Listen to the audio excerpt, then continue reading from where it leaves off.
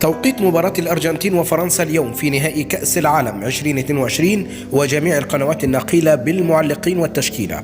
يفتح استاد لوسيل أبواب لاستضافة مباراة قوية تجمع بين منتخب فرنسا والأرجنتين مساء اليوم، وذلك في نهائي بطولة كأس العالم 2022.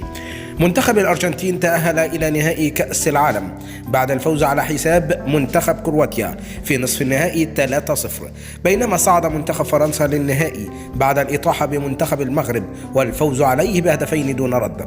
ويلعب منتخب الأرجنتين في مباراة نهائي كأس العالم للمرة السادسة في تاريخه، بينما يخوض المنتخب الفرنسي المباراة للمرة الرابعة، ويبحث كل منتخب عن التتويج بلقب كأس العالم للمرة الثالثة في تاريخه.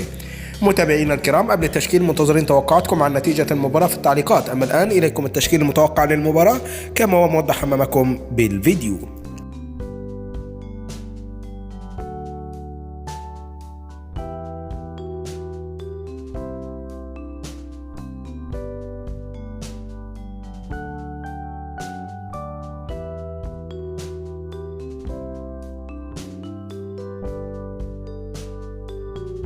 أما عن القنوات الناقلة للمباراة فتنقل المباراة عبر القناة المغربية الأرضية بصوت المعلق خليل فايد، وقناة الكأس إكسترا 1 والقناة الكأس المفتوحة بصوت المعلق خليل البلوشي، وقناة الكأس إكسترا 3 بصوت المعلق خالد الحدي، وقناة بي إن سبورتس ماكس 1 وبي إن سبورتس المفتوحة بصوت المعلقين عصام الشوالي ويوسف سيف، وقناة بي إن سبورتس ماكس 2 بصوت المعلقين حفيظ دراجي وحسن العدروسي.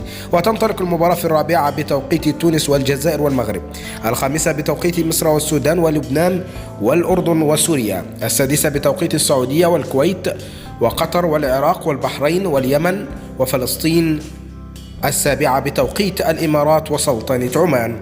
نحن في انتظار توقعاتكم عن نتيجة المباراة في التعليقات، ولا تنسوا لايك للفيديو.